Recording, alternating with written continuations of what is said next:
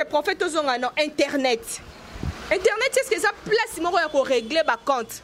Pour dernièrement à tout monde qui prophète pasteur Moïse Mbiye aya qui a lobby atanga qui komba mutute. Pasteur Mike a répondre mais pasteur Mike a répondre ya tangi kombo ne puis a tout nié est-ce que donc wana batieno qui bonzambe pembe na ndenga ki molimo est-ce que yo Moïse liboso nanga okokoloba. Merci beaucoup, ma soeur Samata. Nous avons pas de question. Vous savez, les gens qui nous suivent pas s'abonner encore massivement. La chaîne Avenir Télévision, nous avons Apambola Bino. Vous savez, nous avons Moïse dans Exode. Alors, dit à mon peuple de garder silence. Moi, l'Éternel, je combattrai pour vous. Maintenant, je me suis posé la question. Si réellement Mike Kalambay, il se sentait coupable ou innocent, il devait garder son silence et son innocence devait crier. Mais comme il en sait quelque chose,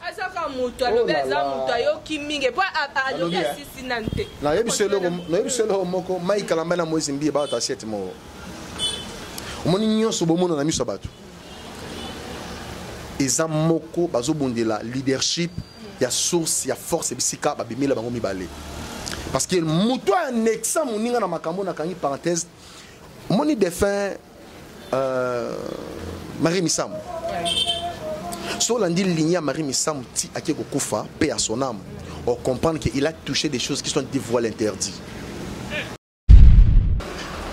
À côté bilo monsieur a cessé on Nzambe a dévoilé déjà. Banda obende matoi abanda oyokate. Or la personne qui a connecté Moïse Mbiye c'est Marie Missam. Ok. Sotali ba lignée makambu oyo on comprend que pour ni makambu ezo bima na bato ba imana Gaël te ezo bima kana bato ba imana ba lignée moko quelconque. Vous pensez que les couples atomes c'est pas un problème te? C'est ça. C'est pas un problème te. C'est-à-dire ezali kambo ya source ya provenance. Bomelima inini ya source. Voilà. Et on remarqué, je salue l'évangéliste Roger Bakapassa. Alors, pas que le Komoko Mambagigi a, lorsqu'il a commencé à dénoncer, parce que la Bible peut s'habiller Ningi, dans 1 Corinthiens chapitre 5, tout dénoncer des choses fructueuses. Où les gens se comparent, qu'au bébé sa voix, il y a église. Yemoko Gege, Yemoko Elian Abimi, Batuba Mati, Bazongi, Eleki Kakaboy, album Ebimi. Beti au sakanate. Tomati tozongi tole to la moki. Pona nini kaka les deux confrères. Tout mec Kalamba ya bali. En plus la première personne à présenter foyer wana c'est Moïse Mbiye. Ozomona. Et ba place ba kota ba yebi ba place ba kota, ba yebi ba place ba simbi. Et lorsque Mike Kalambai il s'est donné garant à Balana, na Peniel. Est-ce que tout le monde a embêté? Est-ce qu'il y a dit que Mike Kalambai n'a pas de Peniel? La chaîne sera longue et populaire. Na comprends na bande ko Peniel asani abeta bango. Bon makembe sabeta moi. Abeta makembe. Vraiment. C'est-à-dire que zonga si ko bisa bande ko zanini. Kaka yemoko la moki ba divorcer. Pour nous on répondre à la question na yo ba compte à rendre na ba télévision. Ka yemoko ezala ki projet entre guillemets Madjabo. Moi Madjabo tozana mois d'avril to aussi ça. Mon mois de juin to yoka. Mon caméra bokangela nga image yo. Mon ka ba na mois de juin to ko yoka makambo ba façon nyonso. Pour chose grave, ouais, choqué Batou. Batou va se péter babi, quelle que soit maturité, immaturité à Peniel, à koka jamais ko kitisa mutua, boteli bana. Pour babi, à lobiango dans na télévision, Batou tout balandiango na live nae à lobi. Peniel la koko mais la maman Myriam atana cheville té. À lobi hein. Botanga ka Bible bien. Bible zolo bana Proverbe chapitre 12 le verset 1 au 4 verset. Alors, une femme vertueuse est la couronne de son mari. Mais celui qui fait la honte, elle est comme la carie dans ses os. Au monde où il y a comme il kalambai, comme il mitoupa, comme il pétage. Et en plus, là, une jeune femme a prononcé, a tenu des propos dans la TV sans tenir compte. Il y a des parents, il y a des parents. na famille na yemoko tala hormis nyonso ekolekana moni basi lokala ba peñel belian ba zawadi wana ba vina bango yana ba problème au sakanate. Est-ce que quand Aran mec Kalamba encore répondre moi cité il devait lui laisser la femme parler parce que tant au moins ça zolo c'est que Zoua il s'est manifesté dans nous bolingo sana non bolingo silité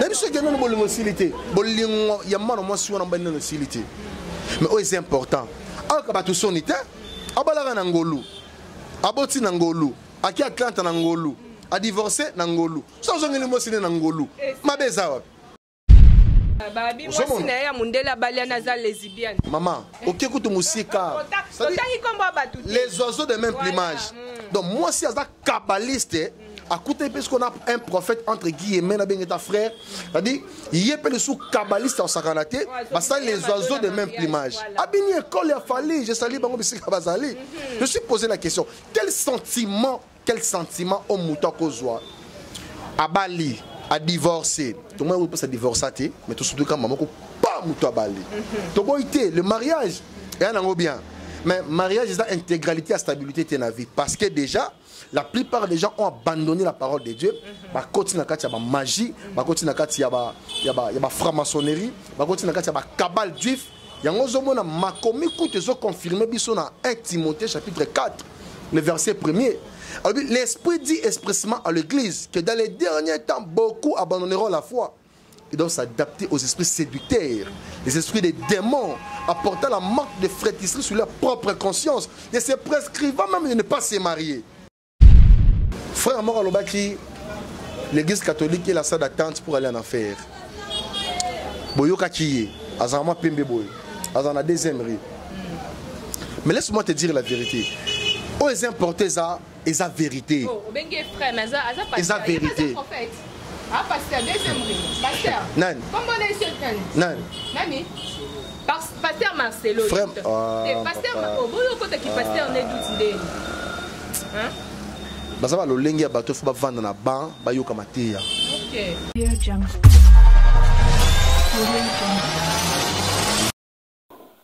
Abonnez-vous sur Avenir Télévision. Abonnez-vous sur Avenir Télévision.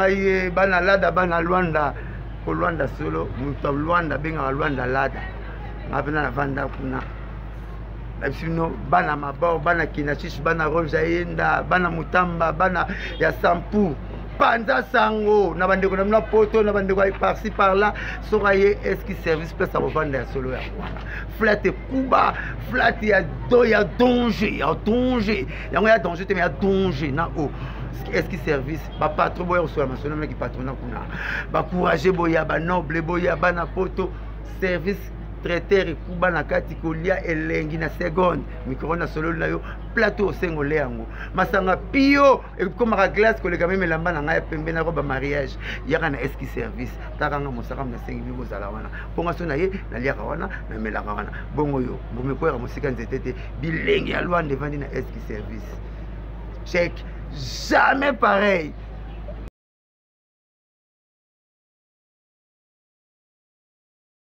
Merci beaucoup très chers internautes. Merci surtout naba abonné na biso ya Avenir Télévision ba oh vraiment ba pesa biso confiance ba oh bazala toujours wana pona ko soutenir biso. Merci na bino makasi. On est toujours ensemble avec vous. Deka boyebi émission nanga Paradis des Stars eza présenté lelo nanga moko Samantha il faut di mama bonheur ba bito pesa rabino ba bonheur toujours na musala. Merci na équipe technique nanga wana moni na Simabilili Maxime Mukanda l'homme à la peau Peau Noir, Maxime Mukanda, merci na yo. Et puis, Bambote Belé na yo. Na cause la peine grâce avant de présenter bino invité nanga. On a yambi le babi le lobo se préparé pour tozo pelisa moto. Ah, vérité, vérité, vérité, vérité, tumba, tumba, nde lelo, voilà. Lelo nde makambo, na pe simbote na eski service, na pe simbote na papa Jojo Pombolo, na pe sio Bambote Belé, voilà, wana bazano ba partenaire na biso, bandeko na biso pe mususu, nazo se pe vraiment repesa rambote avant émission tepo. Na katikati bien na suka peut permettre à bota l'émission tina suka, voilà. Avant na banda émission na ngai, na qui est déjà ko pesa lisusu mbote na mère Bill Fashion, voilà. Da suki na noana boze belé, boss likate, on est ensemble. Sans plus tarder, je m'en vais déjà à saluer mon invité, Bino Moko ba internaute na biso, à ko se présenter Bokoye ba Azanani. Bonjour. Bonjour Maman Samata. Nzambe apambola yo. Je dis également un grand merci na chère internaute dans les 4 coins du monde. Nzambe alola apambola bango. Je suis en fait votre humble serviteur de prophète de Fata. Je pense que déjà bazola nanga ebelé déjà bayebi. Je pense que c'est à Liboso et à Soukate. Il y a à boire et à manger. J'en profite également. Il y a à boire et à manger. Le roi n'a yambi pe mosali Nzambe ava tokota pe na mozindo moi le sambo ça biso pe bien. Le Dieu de gloire, le Dieu d'Israël, Père éternel, tout ça est finalement reconnaissant. La gloire, la puissance, ce soir rendue dans le nom de Jésus-Christ. Je dédie ce moment entre tes mains, que tout le peuple qui nous suit en ce moment dans le camp, dans la maison, au Père de gloire, que le Saint-Esprit de Dieu soit sigé de la vertu, des propulsions, oh Dieu, de l'émergence, la croissance, afin que ton nom Jésus soit élevé. Je brise toutes les forces et captifs à l'obéissance qui confessent par le nom de Jésus, dans le nom puissant de Jésus-Christ de Nazareth. Nous avons ainsi prié et nous disons Amen. Amen. Boende Zalaka, Siko Tobandi, Tumba Tumba, prophète. Bonne innocente now. Oui, ça évolue par la grâce de Dieu. On est là, toujours travailler malgré les vents et marées, toujours travailler toujours parce qu'il y a une mission autosuffisante à bisoter, mon colo mission Zali et tout ça kaba simple ustensile au Nzambe a une vocation au Yaponaki to tambola vraiment dans l'image d'intégrité dans nzela naie malgré au nyo sur les kana autour ya ba pasteur. Donc oya wana parce que oyebi ke bino bozo si sabiso posa ya kosambela. Non franchement vous savez, basala nzambe ba musicien ba pasteur ba prophète bozo si sabiso posa ya kosambela boko mo pengu sabiso na ba réaction na bino. Maman Samata na oyebi selo komoro que les saluts individuels. Moni soki mutu assemblité pour parce que moninga sumukaki pour ndeko moko to pasteur moko to prophète moko là vraiment impérativement il a tapé à côté parce que la vie ne dépend pas de pasteur. La vie ne dépend pas d'un apôtre, la vie ne dépend pas d'un berger ou comme un bergerie, mais la vie dépend de celui qui t'a donné le souffle de vie. Il y a une marge, il y a il faut qu'il s'en parce que ce que tu as raison pour laquelle maintenant, Bible Zolobana, Matthieu chapitre 10, le verset 6e. Le lobby aller vers le brebis qui sont perdus d'Israël. C'est-à-dire, les brebis au Babungizela et Zabatoyo au Kondimisa Manabango et Vandisamina noté. Au bazar à côté, au Vandisamina Makomi en Zambété. Parce que mon peuple périt à faute de ma connaissance, dit Osée chapitre 4, le verset 6e. Pour te dire quoi? Mais lorsque tu rentres dans la présence de Dieu, c'est-à-dire Dieu te reconnaît tel que tu reviens. Aux hommes. Mais tant aux olobaki bandeko musuba iba ko sambela les sous-souté c'est à cause ya ba acte au ba pasteur na ba prophète ba opposé. Voilà. Aux hommes là. A dit mission on zamba tinda bango so otangi acte des apôtres bandeko bazona la biso. Acte des apôtres chapitre 2 le verset 41 au 43e verset. Bible les oloba ceux qui acceptèrent cette parole, il fut baptisé au nom du Père et du Fils et du Saint-Esprit. Il persévère dans l'enseignement des apôtres. Il faut voir des samano na moboko ya maloba oyo nzambe atinda biso to vani samana kati yango. Or, la plupart des hommes de Dieu, ils se sont détournés de la parole de Dieu à cause de leur but lucratif. Babenga batu bazana ebele na ba église. Babenga batu bazana ebele na ba assemblée. Or, l'église n'est pas constituée sous forme de bâtiment. L'église est constituée sous forme de bâtiment, mais bango à cause de magie.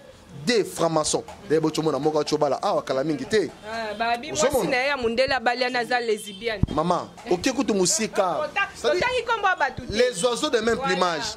Donc moi si aza kabbaliste, à côté parce qu'on a un prophète entre guillemets na ben ta frère c'est-à-dire il y a pas le sous kabbaliste en sakanaté bah ça les oiseaux de même plumage abini école a fallu je salue bango bisika bazali je suis posé la question quel sentiment au mouton kozwa à Bali à divorcer tout le monde peut se divorcer mais tout surtout quand maman ko pas mouton à Bali to boité le mariage et en bien mais mariage c'est intégralité à stabilité de la vie parce que déjà la plupart des gens ont abandonné la parole de Dieu.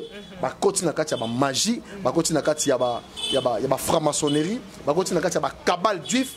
Yango zomona makomi koute zo confirmer biso na 1 Timothée chapitre 4, le verset 1er. Alors l'esprit dit expressément à l'église que dans les derniers temps beaucoup abandonneront la foi. Ils doivent s'adapter aux esprits séducteurs, les esprits des démons, apportant la marque de frétisserie sur leur propre conscience, et se prescrivant même de ne pas se marier. Aux hommes, on a divorce dans la basala nzambe comme pas possible. Nous sommes les années, ba loge au ba koti, na ba condition au ba pesi bango, moyen ba entretenir parole bisi quand la bengili bango ezati. Ndi au moni et belé bango mi côté ya psychologie dans la église et bien monter sur philosophie dans la église et bien batiki maté à salut à repentance bah côté les bisous na prospérité je me suis posé la question quelqu'un qui se maîtrise même pas avec $10 quand tu le prêches la prospérité à juste $500 au bon moyen tonine voilà au sommet et les lobes ne comme azolo na biso basaba na mikete. Et j'ai entendu parler une dame qui m'a appelé depuis la Suisse. Alors dit papa to sambela sundeni parce que bateau to pesa bango mitema, bateau tiraka bango elikia, bateau la sabi sonzela aujourd'hui bateau na perdition comme pas possible. Je suis posé la question. Moko yemba ki awa na bali na ngolu. Na boti na ngolu. C'est qu'a divorcé pe na ngolu. Vraiment. et puis chose grave comme ko kangisa batu ba comme ko luka batu donc est-ce que prophète ozonga non internet est-ce que ça place moko ya ko régler ba compte pour dernièrement atomona ki prophète pasteur Moïse Mbiye ayaki alobi atanga ki komba mutute pasteur Mike aye à répondre mais pasteur Mike a répondre ya tangi kombo et puis a tout nié est-ce que donc wana batieno ki bonzambe pembe na ndenga ki molimo est-ce que yo Moïse liboso nanga okokoloba. Merci beaucoup ma soeur Samata. Nzamba pambola on a ba question. Vous savez les gens qui nous suivent pas s'abonner encore massivement. La chaîne à Bango Balinga Mingi. Avenir Télévision Nzambe Yalola a pambola bino. Vous savez Nzamba Zobisa Moïse dans Exode. Alors dit dis à mon peuple de garder silence. Moi l'Éternel, je combattrai pour vous. Maintenant, je me suis posé la question. Si réellement Mike Kalambay, il se sentait coupable ou innocent dans Makambo, il devait garder son silence et son innocence devait crier. Mais comme il en sait quelque chose,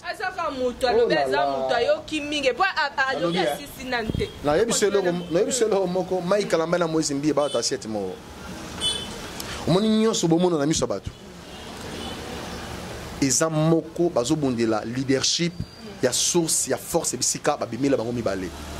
parce que mouto un exemple moninga na makambo na kangi parenthèse moni défunt Marie Missam. So landi ligne Marie Missam ti akeko kufa paix à son âme. On comprend qu'il a touché des choses qui sont des voiles interdits. Tout élément en place wanana. Tout élément en place wana Maxime Okanda vraiment est-ce que service balobi aigle mon aigle royal. C'est-à-dire, elle a touché des choses qui sont des voiles interdits. À Kotabilo, monsieur a cessé, on a dévoilé déjà. Or, la personne qui a connecté Moïse Mbiye, c'est Marie Missam. Ok. Sotali ba lignée à Makambu, on comprend que.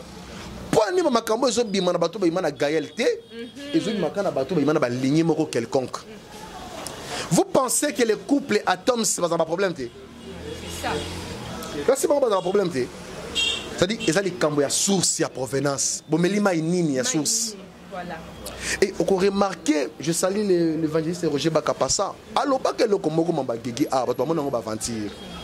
lorsqu'il a commencé à dénoncer, parce que la Bible est 1 Corinthiens chapitre 5, tout dénoncer des choses fructueuses ils ont se comparer que bébé sa voix ya église.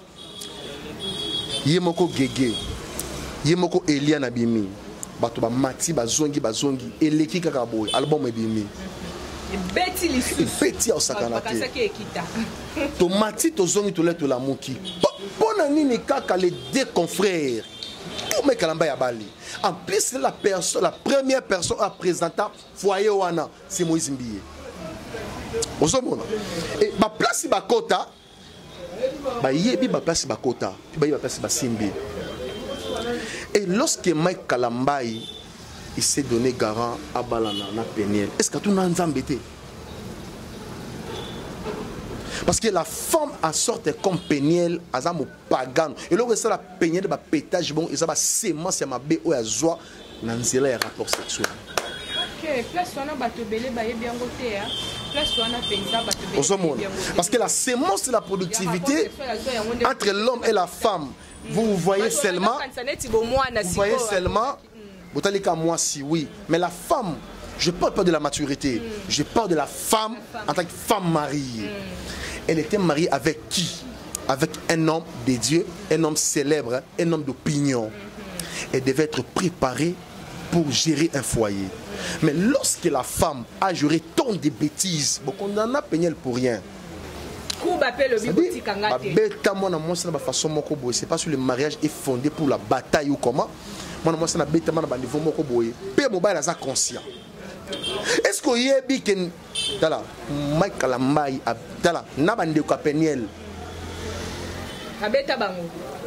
la chaîne sera longue et populaire.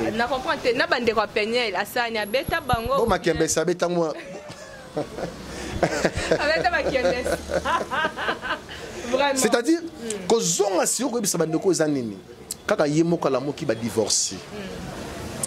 Pour na zonga ko répondre à la question na yo ba compte à rendre na ba télévision. Ka yemoko ezala ki projet entre Guébé Madjabo. Moi Madjabo tozana mois d'avril to aussi ça. Mon mois de juin to yoka. Mon caméra bokangela nga image yo. Mon ka bana mois de juin toko yoka makambo ba façon nyonso.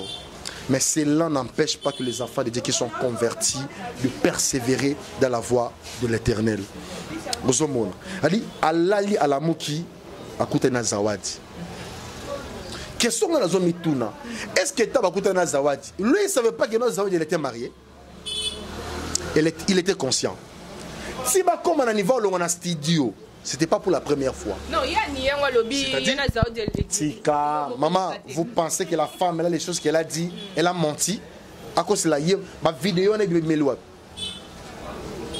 Tous ces gens des histoires. Mike Kalamba, il fallait vendre. Soit un Mike Kalamba, il a kanga ma colonne, ma beaucoup naïe, à vendre dans cette église, à Talabatou, baté aïe.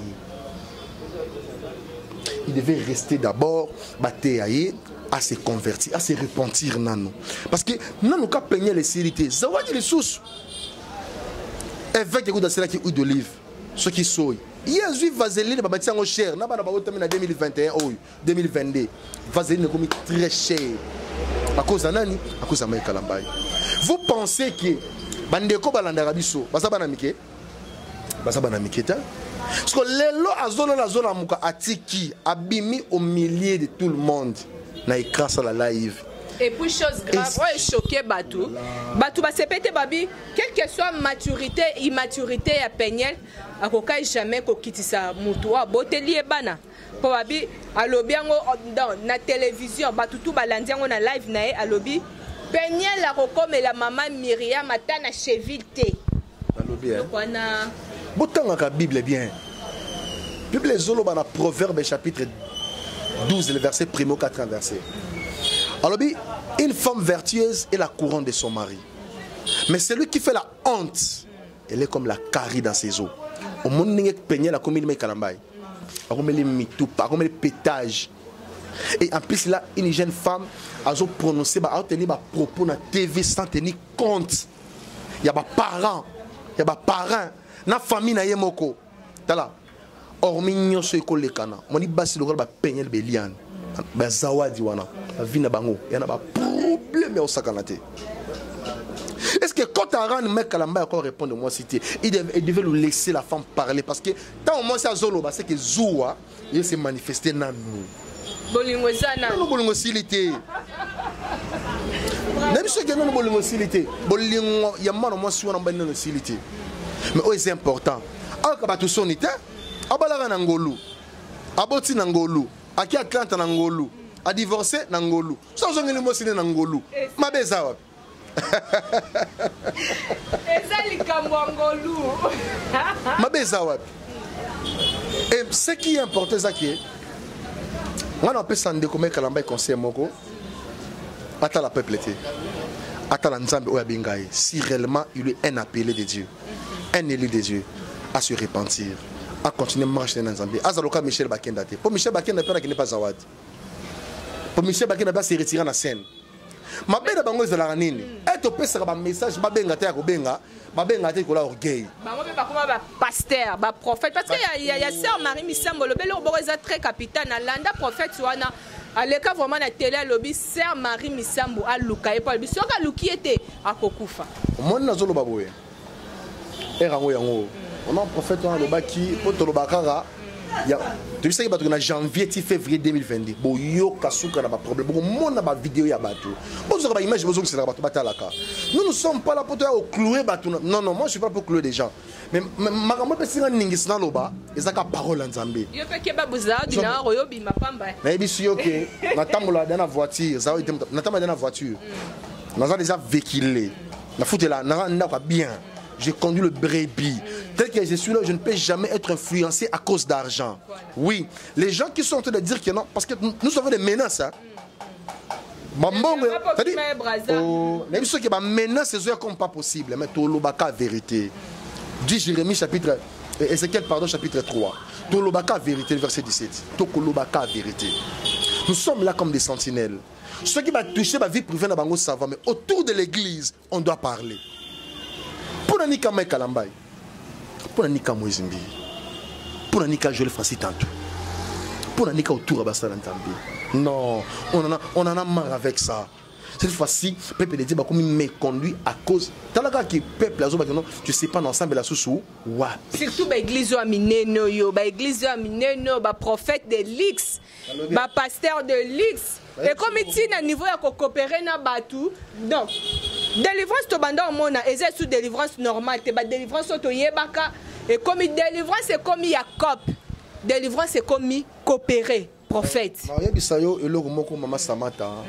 Na pesi bande ko bazona na bisombote bisika bazona monde entier pourquoi pas dire un grand merci na ma sœur Naomi Ntsoko depuis le Canada nsambi apambolo ma sœur je grand merci également à monsieur Ricardo Zuber ko la pambolo depuis la Turquie na yebi solo ko moko ke c'est ni un pasteur ni un prophète ni un apôtre ni un évangéliste ni un berger qui sont les faiseurs de miracles jamais bango peut-être to pesa batu délivrance.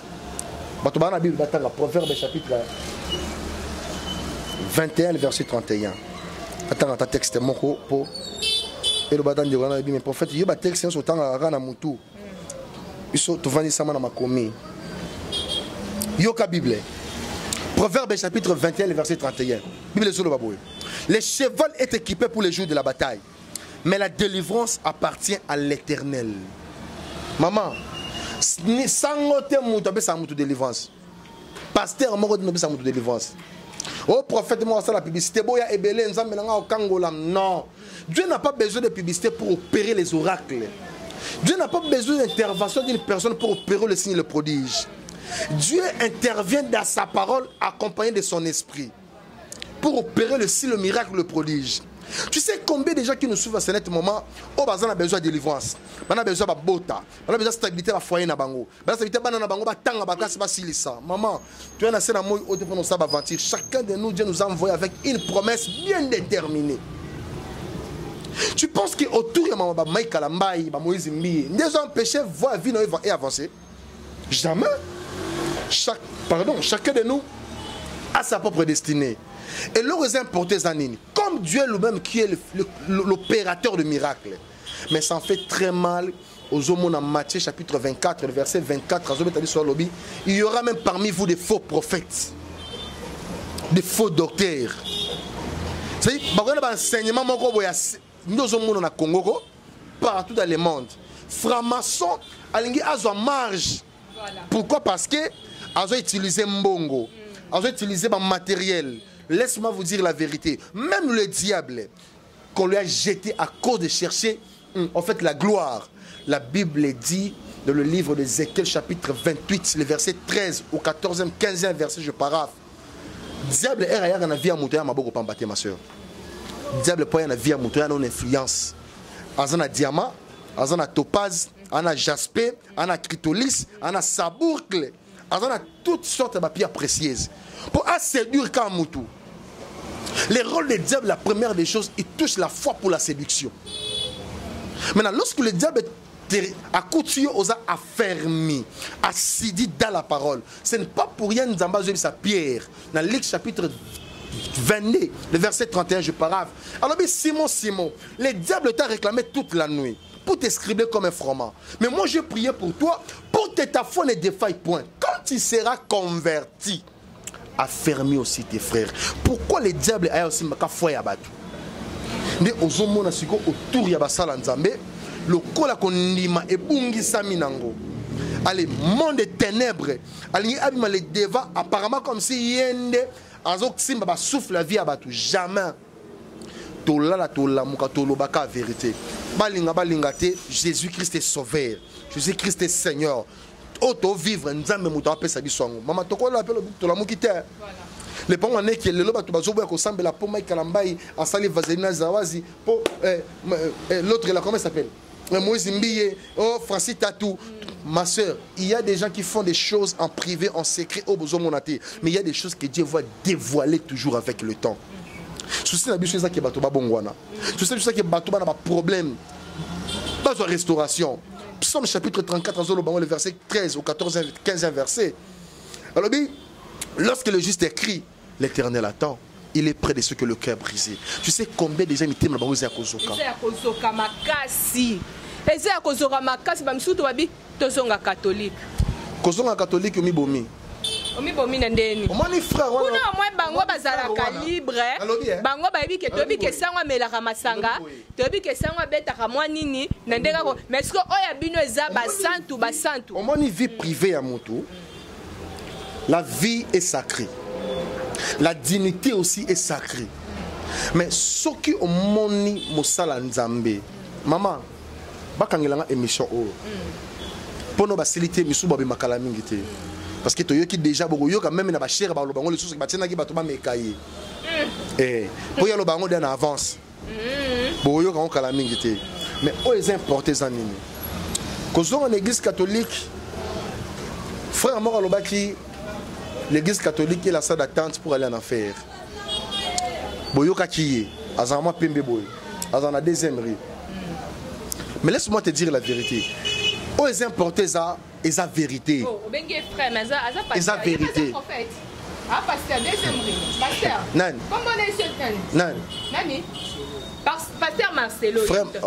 Pasteur, vous côté qui pasteur n'est d'outils. Hein? Bazaba lo lengi ya bato faut ba vendre na ban ba yoka mateya. OK. Zomon parce que makambo ba obimisa o ba osala yango te. Mais révélation ya Jean chapitre Jean chapitre 8 le verset 32. Azobeta li sur lobi en vérité je vous le dis, vous connaîtrez la vérité et la vérité vous affranchira. Dans le moment où le peuple de Dieu en a besoin de vérité. Ne ozomona bandi kuso besoin mituna ba ko sambela susu wapi. Laisse-moi vous dire la vérité. La communion de l'intimité avec Dieu fait croître également la dispensation de la foi avec Dieu lui-même. On a besoin de batouter. Nous n'avons pas l'obélayo, on a besoin de prophète.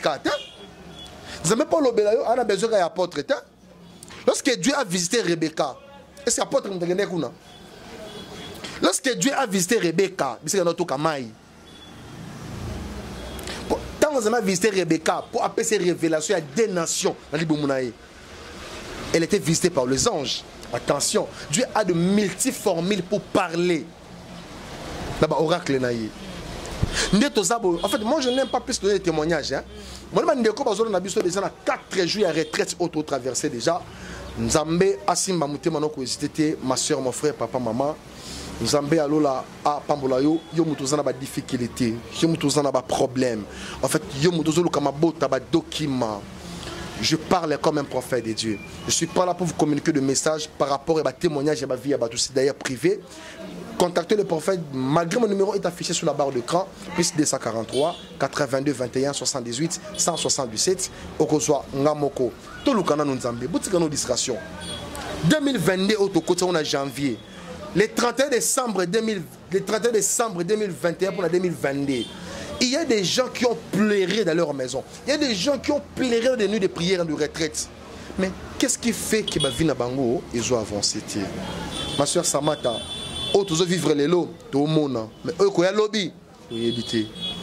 La meilleure des choses est que tu peux confiance dans Nzambe, Nzambe la téléma, à côté de la vie. Merci beaucoup, prophète. Tu as commis déjà cochité dans l'émission. Là, je tiens à remercier 21e siècle, Kaden Tchoudidi, na français, 21e siècle, Babi. Todo zelara masolonde to sola qui côté promotion vraiment artiste qui toko makasi na bosanité Merbi le fashion bombo tebele na yo na bosani lisusuté Emani qui alanda na London bombo tebele na yo Roberto Turben Noir Show Roberto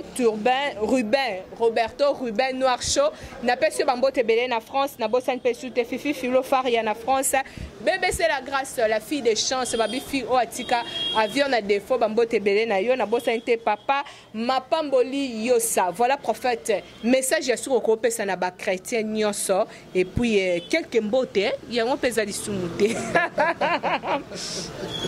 Quelques dédicaces na batuna yo et puis numéro contact de Jésus affiché wana. Merci beaucoup Maman Samata Nzambalola apambolé langayo. Mais ce qui est important, je vais te dire ça en direct comme ça, tu dois être très prudente. C'est ce qui est important parce que ils ont un groupe Yabatou déjà. Quand il y a une émission Oyo, ils ont un groupe Yabatou pour véhiculer la fausse information pour nous. Nzambe azotia on a appris. Pourquoi? Parce que ils ont un compte à rendre dans la batouté. Vous remarquez même dernièrement awa, mon douleur.